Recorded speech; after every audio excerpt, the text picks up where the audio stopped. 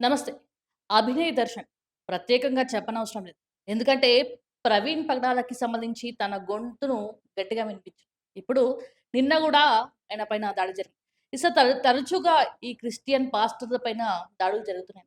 మరి నిన్ననైతే కుట్రపూరితంగానే జరిగిందని జెప్పేసి కూడా చాలా రకాలుగా మాట్లాడారు. దీనికి సంబంధించి మనకి పూర్తి క్లారిటీ ఇవ్వడానికి డబ్ల్యూసీసీ ప్రెసిడెంట్ పీటర్ గారు మనతో ఉన్నారు. సార్ నమస్తే. నమస్తే. Praise lord. ప్రైజ్ లార్డ్ అండి. సో ఎట్లున్నారు? బాగున్నామండి. మీరు సో, బాగున్నారా? ఎట్లా జూస్తున్నారు? గతంలో గూడా ప్రవీణ్ పగడాల పైన దాడి జరిగింది. ఇట్లా క్రిస్టియన్ పాస్టర్‌లకి సంబంధించి దాడులు జరుగుతూనే ఉన్నాయి. నిన్ననైతే చాలా ఘోరంగా బాధ అనిపించింది అభినయ్ పైన. సో, దాన్ని ఎట్లా జూస్తున్నారు? కావాలనే చేసారంటారా? అవునండి. తెలంగాణ, ఆంధ్రలో మనం చూస్తా ఉంటే బీజేపీ కూటమి ప్రభుత్వం నడుస్తా ఉంది. అటు కాంగ్రెస్ అని చెప్పి పైకి చెప్పుకున్నా కూడా బయటికి లోపట రేవంత్ రెడ్డి గారు ఆర్ఎస్ఎస్, ఏబీవీపీ కార్యకర్తగా దాని తర్వాత చంద్రబాబు గారి తరపున, దాని తర్వాత మోడీ గారి తరపున ఆయన యాక్ట్ చేస్తున్న బీజేపీ ఏజెంట్ కూడా మాకు కనబడతా ఉన్నాడు. రేవంత్ రెడ్డి గారు వచ్చిన తర్వాత సుమారుగా 70కి పైన స్టార్టింగ్‌లో ఇక్కడ క్రైస్తవుల మీద దాడులు జరిగినట్టుగా అందరికీ తెలుసు. దాంతో ఇప్పుడు ఆంధ్రలో మనం చూస్తా ఉంటే కూటమి ప్రభుత్వం వచ్చిన తర్వాత క్రైస్తవుల మీద దాడులు విపరీతంగా పెరిగిపోయాయి. దానికి బ్యాక్ బోన్‌గా కర్త, కర్మ, క్రియగా ఎవర్రా కనబడతా ఉన్నారంటే రఘురామకృష్ణ గారు కనపడతా ఉన్నారు. హ్మ్. సుమారుగా ఆయన ఆకివీడు నియోజకవర్గంలోనే 110 చర్చులను ఆయన తొలగించినట్టుగా. దాంతో ఇప్పుడు ఒక కొత్త జియో తీసుకొచ్చేసి లౌడ్ స్పీకర్‌లను మేము ఏవండీ నేను అడుగుతా ఉన్నాను. లౌడ్ స్పీకర్ అనేది ఒక న్యూసెన్స్‌గా మీకు ఒక ప్రాబ్లమ్‌గా కనబడతప్పుడు అందరికి ఈక్వల్‌గా ఒక నువ్వు తీసుకురావచ్చు కదా! ఇప్పుడు గుడ్ల మీద కూడా నీకు మనకు కనబడవా లౌడ్ స్పీకర్స్? మనం కూడా అక్కడ పాటలు పెడతా ఉంటాం. మనం కూడా అక్కడ మంత్రాలు చదువుతా ఉంటాం. ఎదురుగా ఉన్న వారికి ఎవరికైనా డిస్టర్బెన్స్ అయితే వాళ్ళు కూడా కంప్లెయింట్ ఇవ్వచ్చు. కానీ ఎవడు ఇవ్వడే.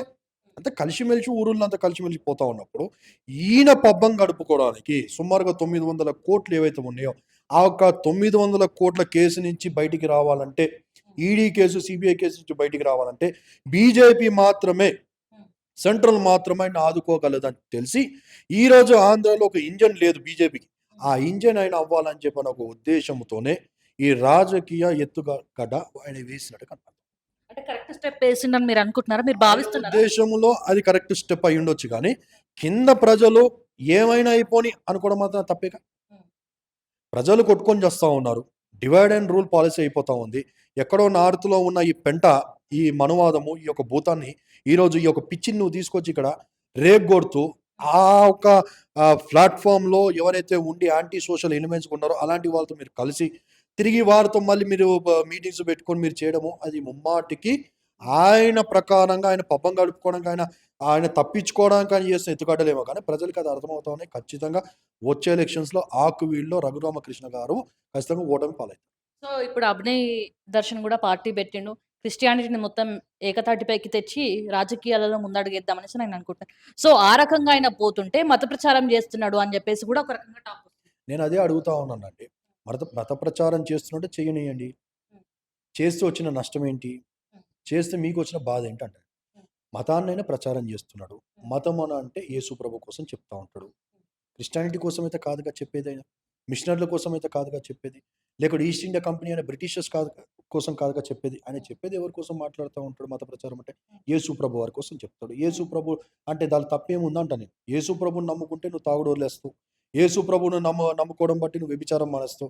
యేసు ప్రభు చెప్పింది దొంగతనం చేయొద్దు.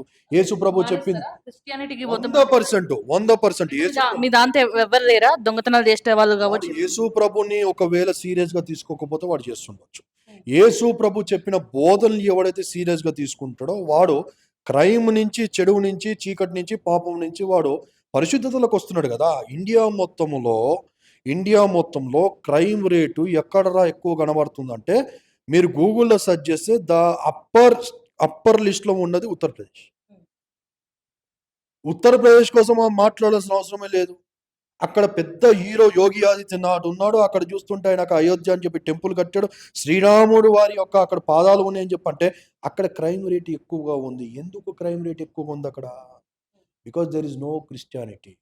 అంటే అక్కడ క్రిస్టియానిటీ యేసు ఎక్కడుంటే ప్రభు అక్కడ ఉండదా? అన్యాయం జరగదా? అక్కడ 100%, ఏం జరగదా? 100% అన్యాయం వద్దంట. ఇప్పుడు పాస్టర్‌లు అంటే ఎవరంటారు? పాస్టర్ అనేవాడు ఒకప్పుడు వాని జీవితాన్ని మీరు చూస్తే వాడు రౌడీ షీటర్ అయ్యి ఉండొచ్చు, తాగుబోతు అయి ఉండొచ్చు, నరహంతకుడు అయి ఉండొచ్చు. రకరకాల కోణాల నుంచి వచ్చిన కూడా పాస్టర్ అండి. మీరు పాస్టర్ అంటే చిన్న చూపు చూస్తున్నారేమో. మంచి మంచి పెద్ద పెద్ద మంత్రగాళ్ళు కూడా పాస్టర్‌గా మారిన ఉన్నారు. మారారు. మనసు మారింది. మైండ్ మారింది. ఎక్కడి నుంచి మారిందంటే యేసు ప్రభువారు చెప్పిన బోధనలు బట్టే. అంటే మీ దాంట్లో మీకు కూడా కొంతమంది కొన్ని రకాలుగా మాట్లాడతారు. మీ దాంట్లో మీకు కూడా క్లారిటీ లేదా మరి ఏందో తెలవదు. ఒకళ్ళు ఒక రకంగా మాట్లాడితే ఇంకొకళ్ళు ఇంకో రకంగా మాట్లాడతారు. మొన్న 'విజయో సమ్‌వట్ ఫాస్టర్' కొబ్బరి నూనె పెట్టేస్తే తగ్గిపోతదా? దానికి సంబంధించి ట్రీట్మెంట్ కూడా పోవాలి, హాస్పిటల్‌కి కూడా పోవాలి అని చెప్పేసి మిగతా వాళ్ళేమంటారు? మీరొస్తే ఖచ్చితంగా కడుపు నొప్పి నేను ఫిజికల్‌గా నేను ఫేస్ చేసిన ప్రాబ్లమ్స్ కొబ్బరి నూనె పెట్టుకుంటే తగ్గిపోతది అని చెప్పేసి ఇది కూడా రూమర్స్ వస్తున్నాయి కదా! మరి కొబ్బరి నూనెతోటి అన్నీ సాధ్యమైతే మరి హాస్పిటల్ ఎందుకు? బైబిల్‌లో కొన్ని యేసు ప్రభువారు కూడా ఉన్నప్పుడు పుట్టుకతో గుడ్డివాడు ఒకడొస్తాడండి. వస్తే యేసు ప్రభు ఏం చేశాడంటే కిందున్న మట్టిని తీసి అని చెప్పి దానిలో ఉంచి ఆయన కళ్ళకి అద్ది ఇప్పుడు వెళ్ళి ఎదురుగా ఉన్న కోనేటి నదిలోకి పోయి నువ్వు కడుక్కొని రానంటే ఆయన వెళ్ళి కడుక్కొని వచ్చినప్పుడు పుట్టుకతో గుడ్డివాడైన వాడు కళ్ళు తెరవబడేను. అక్కడ కాన్సెప్ట్ ఏంటంటే యేసు ప్రభు వారు మట్టిని యూజ్ చేశాడు. ఆయన దేవుడే కదా! బైబిల్ ప్రకారం మేము నమ్మేది ఆయన దేవుడు అని చెప్పి. ఆయన దేవుడు అన్నప్పుడు కళ్ళు తెరువు అని నోటితో అంటే సృష్టిని నోటితో చేసిన దేవుడు కళ్ళు తెరువు అంటే కళ్ళు తెరవవా? ముట్టుకొని కూడా అద్భుతాలు చేశాడు. ఆయన నడుస్తూ ఉంటే 8 సంవత్సరాల నుంచి రక్తస్రావం కలిగిన ఒక స్త్రీ ఉంటే ఆయన చెంగి అంటే ఆయన డ్రస్సు ఆయన ప్రజలు ఎక్కువగా ఉంటే జనాలు ఎక్కువైపోతే ఆయన్ని పట్టుకోలేక ముట్టుకోలేక మాట్లాడే అవకాశం లేకపోయేసరికి జనాలు ఎక్కువైతే ఆయన చెంగిని ముట్టుకొనేను అంటే వస్త్రాన్ని ముట్టుకుంటే ఆయనలో ఉన్న ప్రభావం వెళ్ళి ఆవిడికి తగిలి 8 సంవత్సరాల నుంచి రక్తస్రావం కలిగిన స్త్రీ బాగా అయిన అంటే వస్త్రము ద్వారా బాగా అయ్యను, మట్టి ద్వారా బాగా అయ్యను, దాంతో ఆయన ఉమ్ముతో బాగా అయ్యను. ఒక దయ్యాలు కనబడితే 3000 మంది 3000 పందులకు ఒక దయ్యం పోయింది. అంటే సేన అనే ఒక వ్యక్తి ఎదురు కనబడతాడు. ఆ సేన అనే వ్యక్తితో యేసుప్రభు ముట్టుకోలేదు, మట్టి యూజ్ చేయలేదు, ఉమ్మును యూజ్ చేయలేదు, వస్త్రాన్ని ముట్టలేదు. కానీ దయ్యం పట్టిన వ్యక్తి ఎదురుగా వచ్చి యేసుప్రభు నాతో నీకేంటి పని ప్రభువా అని చెప్పి అన్నప్పుడు ఈ వ్యక్తిని వదిలిపెట్టి పో అంటే ఎక్కడికి పోవాలని అంటే దయ్యాలు అక్కడ పందులు కనబడుతున్నాయి పో అంటే పందుల్లోకి పోయినప్పుడు లెట్ మీ కంప్లీట్ పందుల్లోకి పోతే 3000 పందులు సచ్చాను అంటే అక్కడ ఆయన అద్భుతం ఎట్లా చేసినంటే మాట ద్వారా చేసి ఎందుకు ఈ విషయాలు చెప్తారంటే యేసు ప్రభు వారు మాట చెప్పంగానే దయ్యాలు విడిచిపెట్టిపోయాయి. యేసు ప్రభు వారు మట్టి ఉమ్మును యూజ్ చేసినప్పుడు గుట్టివాడు బాగా అయ్యాను. యేసు ప్రభు వారు చెంగి తగిలినప్పుడు ఒక స్త్రీ బాగా అయింది. అంటే రకరకాలుగా సృష్టిని ఆయన తయారు చేసి సృష్టిలో ఉన్న వాటితో ఆయన బాగు చేసినట్టుగా కనబడతాం.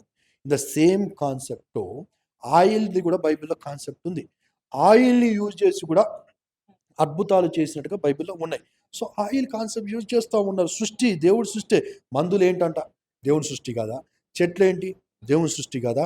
పళ్ళు ఏంటి తింటే పళ్ళు తిన్ను బట్టి ఫ్రూట్స్ తిన్ను బట్టి నీకు ఆరోగ్యం కలుగుతుంది. అన్నం తిన్నుని బట్టి నీకు బలం వస్తూ ఉంది. ఇన్ ద సేమ్ టైం అదే సృష్టిలో నుంచి నీకు మెడిసిన్స్ కలుగుతూ ఉన్నాయి. తప్పేంటి అంట డాక్టర్స్ ఎవరు? దేవుని సృష్టి కాదా? డాక్టర్స్కి జ్ఞానం ఎవరిచ్చాడు? దేవుడు ఇవ్వలేదా? సో దేవుడే చెయ్యాలని చెప్పనే కాన్సెప్ట్ ఎక్కడ లేదు. దేవుడిచ్చిన సృష్టిలో అన్ని ఉపయోగించుకుంటే అది కానప్పుడు అందుకే డాక్టర్స్ కూడా ఒక మాట ఏమంటారంటే ఆపరేషన్ మేము చేయాల్సిన ప్రయత్నాలను మేము చేసామండి, మా చేతుల్లో ఏం లేదు, ఇంకా మీకు దైవమైన ఎవరైనా ఉంటే ఆ దైవమే చెయ్యాలి, ఆ దేవుణ్ణి నమ్ముకోండి అంటారా లేదా? డాక్టర్స్ కూడా అంటారు. సేమ్ డాక్టర్స్తో కానప్పుడు మెడిసిన్స్తో కానప్పుడు సృష్టితో కానప్పుడు అప్పుడు దేవుని దగ్గరికి రా, దేవుడు కనికరిస్తే దేవుడు చేస్తాడు. దీనిలో ఈ విషయాలు అర్థం కాక నీకు క్రైస్తవం అంటే పడక క్రైస్తవం మీద నీకు ఏదో ద్వేషం పెట్టుకొని నువ్వు రకరకాల దాన్ని వక్రీకరించి రకరకాలుగా బురద చల్లేవారు ఉన్నారు. అంటే మీరు అంటే మొత్తం తెలంగాణని, ఆంధ్రాని క్రిస్టియానిటీగా మార్చాలని చూస్తారా? మార్చడం బట్టి మేలే అంట. ఎలాగో అడగండి. మార్చడం బట్టి మేలే. మార్చాలని చూస్తున్నారా? Christianity is the medicine for మనువాదం అంట నేను. ఒక మనువాదానికి క్రిస్టియానిటీ తప్ప యేసు ప్రభు తప్ప ఇంకెవరు కారు. యేసు ప్రభు ద్వారా వారందరి ఇప్పుడు వారి గురించి మనం మాట్లాడేటప్పుడు అండి మనువాదము ఏ ధర్మానికి దేనికి సంబంధించిన కూడా మనం ఆలోచన చేసుకొని ప్రశ్న చేయాలి.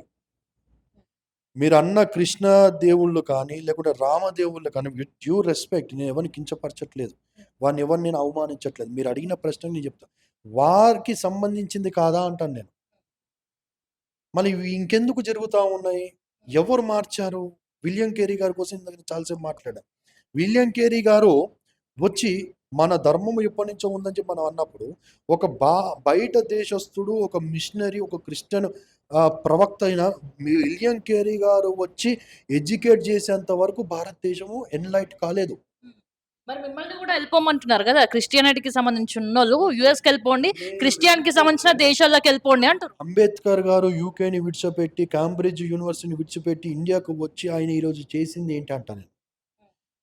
దాని తర్వాత మదర్ తెరీసా గారు బయట నుంచి వచ్చి వారు ఇక్కడ ఇండియాలో చేసింది ఏంటి అంట నేను. విలియం కేరీ గారు రకరకాల పేర్లు చెప్పుకుంటూ పోతే క్రిస్టియన్ వ్యక్తులు ఇండియాని ఒక మంచి పద్ధతిలో వారు నిర్మించారే కానీ చెడు పద్ధతిలో ఎక్కడ లేదు. చెడును తీసివేసి ఇండియాను బాగు చేసిందే క్రిస్టియానిటీ అంటారు. ఫర్ ఎగ్జాంపుల్ సతీ. దాని తర్వాత కొన్ని ఊర్లకు వెళ్తా ఉంటే దాన్ని ఏమంటారు, ఆడపిల్లల్ని తీసుకువచ్చి అక్కడ ఉన్న పెద్ద కులం వారికి దాసోజం, దాసి, దేవదాసి వ్యవస్థను కూల్చింది ఎవరు అంటారు. సతీని కూల్చింది ఎవరు అంటారు. ఇప్పుడు మీలాంటి అక్కలు చెల్లెలు ఇంత ధైర్యంగా వచ్చి మీరు మాట్లాడుతున్నారు, ఉద్యోగాలు చేస్తున్నారు, సెక్యులర్గా లేకుంటే ఈక్వల్గా ఈరోజు మీరు ఉన్నారు అని అంటే దానికి కారణం విలియం కేరీ క్రిస్టియన్ మిషనరీ కాదా? స్త్రీలైన వారు ఇంటికి, స్త్రీలైన వారు వంటకి పరిమితమే అని చెప్పి ఉన్న 1980 విలియం గారు రాని కాలం ముందు స్త్రీలైన వారు భర్త చనిపోతే భర్తతో పాటు సతిగా భర్తతో పాటు వారిని కూడా కట్టేసి కాల్చేయాలన్న ఒక వ్యవస్థను, ఇది కరెక్ట్ కాదు. బైబిల్ ప్రకారంగా దేవుడు స్త్రీలైన వారిని ఈక్వల్గా పురుషునికి తయారు చేశాడు. వీరితో కింద ఉండడం, వీరి పైన ఉండడం, పురుషులైన నెత్తి పైన లేకుంటే స్త్రీలైన కాళ్ళ దగ్గర కూర్చొని వంట పని చేసుకుంటూ కాళ్ళు నొక్కుంటూ ఉండాలని కాదు. బైబిల్ ఈజ్ ఈక్వాలిటీ అని చెప్పి బైబిల్ ప్రకారంగా తీసుకొచ్చిన ఆ ఒక ప్రిన్సిపల్ పాలసీ బట్టే కదా ఈరోజు స్త్రీలైన వారు చదువుకుంటున్నారు, స్త్రీలైన వారు ఈరోజు ఉద్యోగాలు చేస్తున్నారు, స్త్రీలైన వారు ఈక్వల్గా ఈరోజు రైట్స్ ఉన్నాయి. That is because of Bible principle. మీ మీద కూడా దాడి జరిగే అవకాశం ఉంటది. ఇప్పుడు తెలంగాణ ఆంధ్రాని కలిపి మొత్తం మార్చేస్తాం. కాదండి, బైబిల్ ప్రిన్సిపల్ ఇప్పుడు అంత మంచి మీ గురించి కదా నేను చెప్పాను. స్త్రీలైన వారికి బైబిల్ ప్రిన్సిపల్ ఇంత మేలు చేస్తే అది అవసరం కావద్దా చెప్పండి. మాలాంటి వారు ఇండియా వదిలి వెళ్ళిపోతే ఇండియా బాగుపడుతుందా? మాలాంటి క్రిస్టియన్స్ లేదా పాస్టర్స్, మిషనరీస్ ఇండియాలో ఉండడం బట్టి ఇండియా బాగుపడుతుందా? నేను అడుగుతా ఉన్నా. సెంట్రల్ మినిస్టర్ పిల్లలు ఎంతమంది, సెంట్రల్ మినిస్టర్ పిల్లలు ఎంతమంది, బిజినెస్ మ్యాన్ పిల్లలు ఎంతమంది, సెలబ్రిటీ పిల్లలు భారతదేశంలో ఉన్నారండి? ఎక్కడ చదువుకుంటున్నారండి? Why UK, why Cambridge, why USA, why Australia, why New Zealand? మొన్నే చూస్తా ఉన్న మోహన్ బాబు గారి కొడుకు సుమారుగా ఎన్ని ఎకరాలండి, 1000 ఎకరాలు న్యూజిలాండ్లో కొన్నాడంట. Why not in India? నువ్వు అక్కడ ఎందుకు కొనుక్కోవాలి? ఎందుకు అక్కడ పోవాలనుకుంటావు? ఆ వెస్టర్న్ కల్చర్ నువ్వు ఎందుకు ఫాలో అవుతా ఉన్నావు? బికాస్ క్రిస్టియానిటీ మంచిది, క్రిస్టియానిటీ నీకు బాగు చేసేదానికి కనబడుతుంది కాబట్టి you're following, you're going there, you're settling there. అంటే ఇన్ని దాడులు చూసుకుంటా కూడా మీరు ఇంకెట్లా అంటున్నారు? మత ప్రచారమే చేస్తాం, ఖచ్చితంగా తెలంగాణ ఆంధ్రలో చేస్తామని చెప్పేసి ఏ ధైర్యంతో అంటున్నారు? మీ పైన కూడా దాడి జరిగే అవకాశం ఉంటుందా? మతముతో నాకు సంబంధం లేదు అంట. Christianity is not religion. Christianity అనేది మతము కాదు. క్రిస్టియానిటీ అనేది మార్గము, మంచి మార్గము. చెడులో నుంచి మంచిలోకి రండి. మంచిగా వస్తే నువ్వు పరలోకం పోతావు. ఎందుకు భయం? మా అంటే ఏం చేయగలుగుతారండి? చంపగలుగుతారు. నేను చావడానికి సిద్ధంగా ఉన్నా అని చెప్పంట. సత్యం ముందు నాతో పాటు వచ్చిన ప్రతి ఒక్కరిని కూడా వదలను. ఒక్కొక్కడు కాదు షేర్ ఖాన్ 100 మంది అని చెప్పి అంటారు కదా. నాతో మాట ఎంతమంది వచ్చి ఒక్కడిని కూడా వదలను. తీసుకొని పోయటం నాతో పాటు 100 మందిని తీసుకొని పోతాను. రమ్మనండి. సవాల్ విసురుతున్న ఎవడు వస్తాడో రమ్మనండి. నాతో పాటు సావడానికి సిద్ధంగా ఉంటే నువ్వు లైన్ దాటి నా దగ్గరికి రా. మేబీ అభినయ దర్శనం మీద దాడి చేసినా నా మీద దాడి చేద్దామంటే కుదరదు. చెయ్యాలని వచ్చిన వానికి ఏమైందో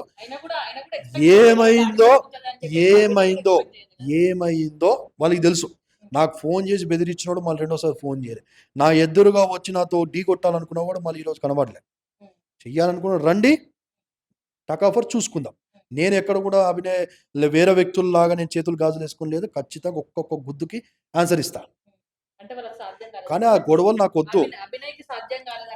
మేబీ ఆయన పర్సనాలిటీ బట్టి అక్కడ ఉన్న పరిస్థితులు బట్టి నాకు తెలియదు. నేను మాట్లాడితే తెలిసేది ఆయన ఎంతవరకు డిఫెండ్ చేసుకోవడం, ఎంతవరకు చేసుకున్నాను. కానీ ఏమంటుంటా, గొడవలు పరిష్కారం కాదంటాను. నువ్వు కొడతా అంటే నేను కూడా కొడతా అంట. నేనేం సైలెంట్గా ఉండే వ్యక్తిని కానీ నేను కూడా కొడతా. నువ్వు నన్ను చంపడానికి వచ్చినప్పుడు నా ఆత్మ, నా ప్రాణ రక్షణ కోసం నేను కూడా ఖచ్చితంగా దాడి చేస్తా అని చెప్పి అంటా. ఎవరు? శ్రీరాములు గారి కోసం నేను మాట్లాడినప్పుడు అండి, ఆయన నా ప్రిన్సిపల్ ప్రకారంగా దేవుడు కాడైన ప్రిన్సిపల్ నేను సబ్జెక్ట్ వేరేగా మాట్లాడతాను. కానీ శ్రీరాముడి కోసం మాట్లాడినప్పుడు ఆయన ఒక గొప్ప రాజుగా, ఆయన ఒక గొప్ప మనుషుడిగా ఖచ్చితంగా అంబేద్కర్ గారికి ఏ విధంగా అయితే జై అంబేద్కర్, జై భీమ్ అంటాము, జై గాంధీ గారు అంటాము, జై జగన్ గారు అంటాము, జై చంద్రబాబు అంటాము, జై రేవంత్ రెడ్డి అంటాము, ఒక మనిషిగా, ఒక రాజుగా జై శ్రీరామ్ అనడంలో నా సొంత అభిప్రాయం నేను అంటున్నాను. ఒక మనిషిగా, ఒక రాజుగా ఆయన చేసిన కార్యక్రమాలను బట్టి ఆయన ఒక ఆదర్శ పురుషుడిగా తీసుకోవడం తప్పు లేదు అంటాను. ఇదే విధంలో యేసు ఖచ్చితంగా ఒక రాజుగా జై శ్రీరామనం అంటే, ఒక జై భీమ్ ఎట్లయితే అనగలుగుతాము. జై శ్రీరామ్ ఒక ఆదర్శ పురుషుడుగా నేను జై శ్రీరామ్ అంట. కానీ దేవుని యొక్క ప్రిన్సిపల్‌లో నేను ఏకీభవించనంట. హ్మ్. నాకెందుకో నెక్స్ట్ మీరే ఏంటది? టార్గెట్. చేయమనండి. I'm ready. నేను సింగిల్‌గా తిరుగుతాను ఎప్పుడైనా. ఎనీ టైమ్ రమ్మనండి చూసుకుందాం. అంటే భయం లేదా? అంత ధైర్యం ఇచ్చిండా యేసుప్రభు? అంత దాడి చేసేంత తప్పు నేనేం చేశా అంట నేను. హ్మ్. నేను ఎవరినైనా తిట్టానా? నేను ఎవరినైనా దూషించానా? ఎవరినైనా నేను తక్కువ చేసి మాట్లాడానా? శ్రీరాముడి విషయంలో కూడా నేను ఎక్కడైనా ఏమైనా మాట్లాడానా? నా మీద దాడి చేయాల్సిన అవసరం ఏమొచ్చింది? మత ప్రచారం చేస్తారు కదా! మత ప్రచారం బరాబర్ చేస్తామంట. మత ప్రచారం విషయంలో దాడి చేస్తుంటే చెయ్యి అంట నేను. 100% క్రీస్తు యేసు ప్రభు ప్రపంచానికి దిక్కు సూచన ఖచ్చితంగా భారతదేశంలో యేసు ప్రభు అవసరం. ఇప్పుడు ఈయనది ఏ కోణంలో చూడొచ్చు? అభినయ్‌ది. ఖచ్చితంగా ఇది మతోన్మాదుల యొక్క దాడిగా నేను హ్మ్. ఆలోచిస్తాను. అంటే మా సైడ్ హిందూ సైడ్ నుంచి చూస్తే మిమ్మల్ని మతోన్మాదులు అని మేమనుకుంటాం. అనేది కాదండి. అది తేవద్దంట అందుకని నేను. మతోన్మాదులు వేరు. హిందువులు నిజమైన హిందువులు వేరు అంటాను నేను. అందుకే హిందువులకు కూడా దాని తర్వాత నా సోదరులకు కూడా నేనేమంటున్నానంటే మన మతం మీదకి ఎవరైతే చెడ్డ పేరు తెస్తున్నారో మన మన మ- మన దాన్ని ఎవరైతే పాడు చేస్తా ఉన్నారో అట్లాంటి వారిని మీరు ఖండించమని చెప్పండి. నాలాంటి వారు బయట వాళ్ళు వచ్చి ఖండించే బదులు మీలాంటి వారు హిందూ సంఘాలు ఉన్నాయి కదా, హిందూ సంఘాలు ఎవరైతే చెడ్డ పేరు తెస్తా ఉన్నారో జై శ్రీరామ్ అని చెప్పి కొన్ని కొట్టడం, శ్రీరాముడు చెప్పాడు కొట్టమని చెప్పి, శ్రీరాముడు వారు చెప్పారు దాడి చేయమని చెప్పి, శ్రీరాముడు వారు ఎక్కడైనా చెడు పనులు చేయమని చెప్పనా? అరే నువ్వు అమ్మాయిని రేపు చేస్తూ అమ్మాయిని నువ్వు నగ్నంగా ఊరేగిస్తూ మణిపూర్లో జై శ్రీరామ్ అంటావు ఏంటి? ఎక్కడ పోయినా అప్పుడు సంఘాలు అని చెప్పంట నేను, ఎక్కడ పోయి మినిస్టర్లు అని చెప్పంట. అప్పుడు అడుగుతా ఉన్నా ఈ ధర్మ పోరాటకులు ఎక్కడ పోయారు? మన దేవునికి చెడ్డ పేరు తెస్తా ఉన్నాడు. అలాంటి వారి విషయంలో మీరే చొరువు తీసుకొని మాట్లాడమని చెప్పారు. ఫైనల్‌గా ఏం చెప్తారు అభినయ్ దర్శన్ చెప్పారా? ఖచ్చితంగా నేనేమంటానంటే అండి, ప్రభుత్వాలు ఒకవేళ వీరి మీద రౌడీ షీటరు, పీడీ యాక్ట్ అని అరెస్ట్ చేయకపోతే దుండగుండి ఖచ్చితంగా వచ్చే ఎలక్షన్స్‌లో ఖచ్చితంగా ఓటు బ్యాంకు పవర్ ఏంటో మేము చూపెడతాం. సాధ్యమైతదా? 100%. క్రిస్టియానిటీ అందరూ ఏకమైతదా? 100% 2 కోట్ల పైన ఉన్నారండి ఆంధ్రాలో. మరి హిందూ ఓట్లు అవసరం లేదా మీకు? మీకున్నారు 5 కోట్ల మంది కదా ఆంధ్రలో. 5 కోట్ల మందిలో 2 కోట్ల మంది క్రైస్తవులే ఉన్నారు నీకు.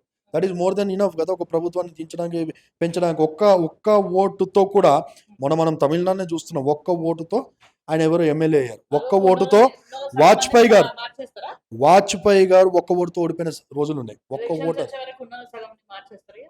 మనసు మార్చమంట. నువ్వు హిందూగానే ఉండు. బొట్టు పెట్టుకో. నీది ఇష్టాదైవం నువ్వు పూజించుకో.